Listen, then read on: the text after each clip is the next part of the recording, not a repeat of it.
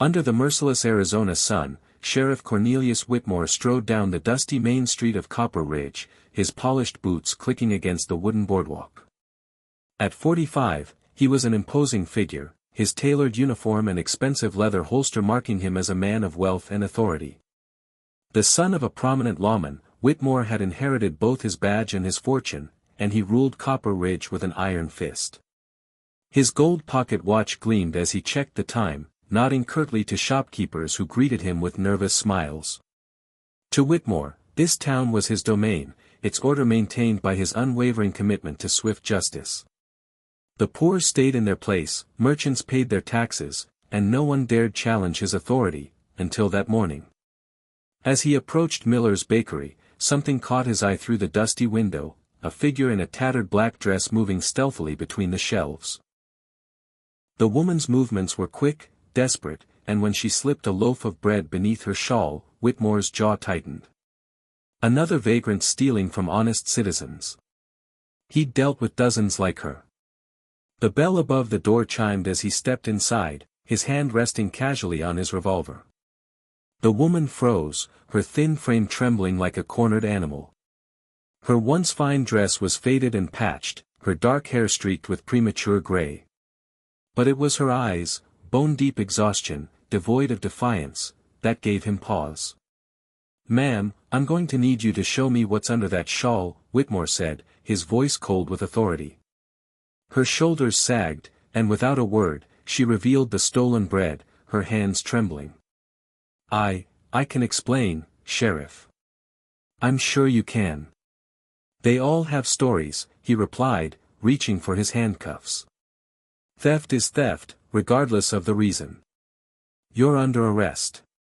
Please, Sheriff, she whispered, her voice cracking. My children. They haven't eaten in 2 days. I was going to pay for it as soon as I could find work. Save it for the judge, he snapped, but something about her, her quiet dignity, the way she clutched her dress pocket, nagged at him. She wasn't like the usual petty thieves he arrested. Still, he led her to the jail, where the cell door clanged shut with finality. Inside the sheriff's office, Magnolia Thorne sat on the narrow cot, her hands folded with a grace that belied her circumstances. Whitmore noticed her fingers kept brushing her left dress pocket, as if guarding something precious. Name for the record, he demanded, settling behind his mahogany desk. Magnolia Thorne, she said softly. Widow Thorne, if you prefer. Age and occupation. 38. And she hesitated, touching her pocket again. I suppose I have no occupation at present. Whitmore's pen scratched against the ledger. The afternoon heat was stifling, and sweat beaded on his forehead despite the office's relative coolness. Children at home, you said? 2. Emma is 12, Thomas is 9. Her voice wavered on their names. They're waiting for me to return with food. Should have thought of that before you stole, he said, harsher than intended. She flinched but didn't argue, instead straightening her shoulders with quiet resolve. They're alone in the old Morrison cabin outside town. The Morrison cabin was a crumbling shack, unfit for habitation. Whitmore's brow furrowed. No one would choose to live there unless they had no other option. What happened to your husband? He died at Gettysburg, 3 years ago, she said simply, though her breath hitched. His family disowned me when I couldn't keep up the mortgage payments. Mine, pride is a powerful thing, Sheriff. Sometimes stronger than blood. For the first time, Whitmore felt a flicker of doubt. This woman's speech, her bearing. It didn't match the profile of a common criminal. But he pushed the thought aside. She'd stolen, and the law was clear. As the afternoon wore on, Magnolia sat quietly, never complaining or begging.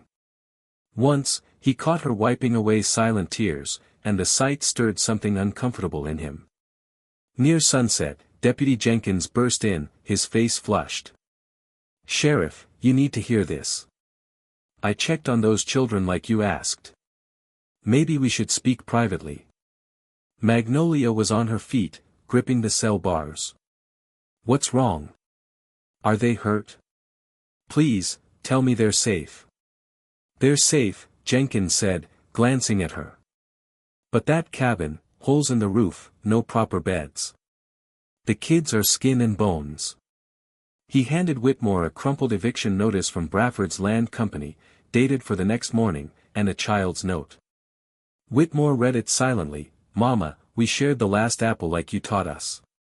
Emma says to tell you we love you. Tommy drew you a picture of when Papa comes home from the war. We didn't tell him yet. The words hit Whitmore like a punch. The boy still believed his father was coming home, 3 years after Gettysburg. Magnolia's voice trembled. Please, Sheriff. If you could let me go just long enough to find them a place to sleep, I'll come back. I give you my word. Your word. Whitmore's tone was sharp. You expect me to trust a thief? But her quiet sadness made him feel small. You're right, she said. I've failed my children. I've failed at everything that mattered. Jenkins spoke up. Sheriff, there's more. About what she did during the cholera outbreak last year. And about the letter. What letter? Whitmore's eyes narrowed as Magnolia's hand flew to her pocket, fear flashing across her face, not of punishment, but of exposure. It's nothing that changes what I've done, she said quickly. Jenkins shook his head. Sheriff, you need to see it. Whitmore unlocked the cell. Hand it over, Mrs. Thorne. With trembling fingers, she withdrew a worn, cream-colored letter with gilt edges, addressed to Mrs. Magnolia Thorne, Angel of Copper Ridge. The return address, Governor's Mansion, Phoenix, Arizona Territory. He unfolded it, his eyes scanning the formal script. The letter, signed by Governor Meyer, detailed Magnolia's heroism during the 1886 cholera epidemic. For 6 weeks, she'd worked tirelessly, treating the sick and comforting the dying, saving countless lives. She'd contracted cholera herself, permanently damaging her health and ending her medical career.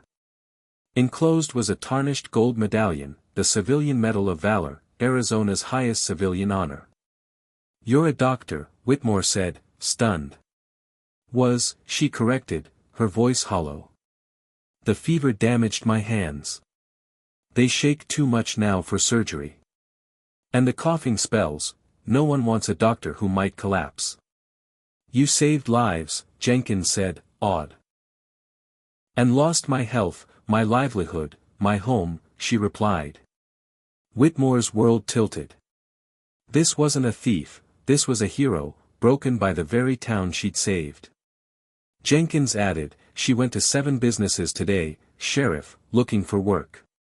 Doc Peterson, Mrs. Henderson, the blacksmith, they all turned her away, knowing who she was. Magnolia's voice was barely audible. The bakery was my last stop. Miller charged $3 for a loaf, 6 times the usual price. He said it was a special price for vagrants. Rage surged through Whitmore. Jenkins, bring those children here. Then arrest Miller for price gouging during a public emergency.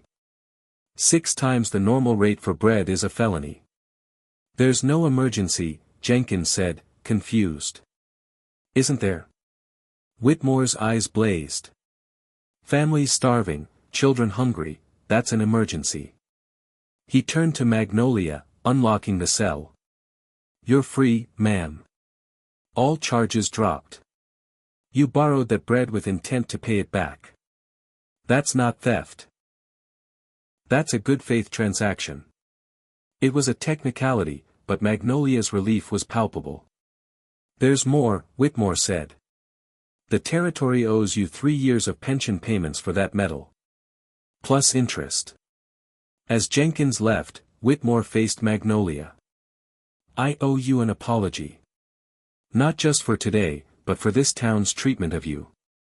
I've been serving the law, not justice. That changes now. By sunset, word of Magnolia's story spread through Copper Ridge. The town, shamed by its callousness, rallied. Mrs. Henderson offered a job, Doc Peterson a clinic, the banker her pension. Whitmore stood beside Magnolia and her children, watching the community remember its debt to a hero. 3 months later, Dr. Magnolia Thorne ran a respected clinic, her children thriving. Whitmore, now known as a sheriff who valued justice over rigid law, kept her medal in his office as a reminder. The letter, framed in her clinic, stood as testament to courage that asks for nothing but gives everything. Copper Ridge had learned that true heroism often wears humble clothes, and real justice requires seeing the truth beneath appearances.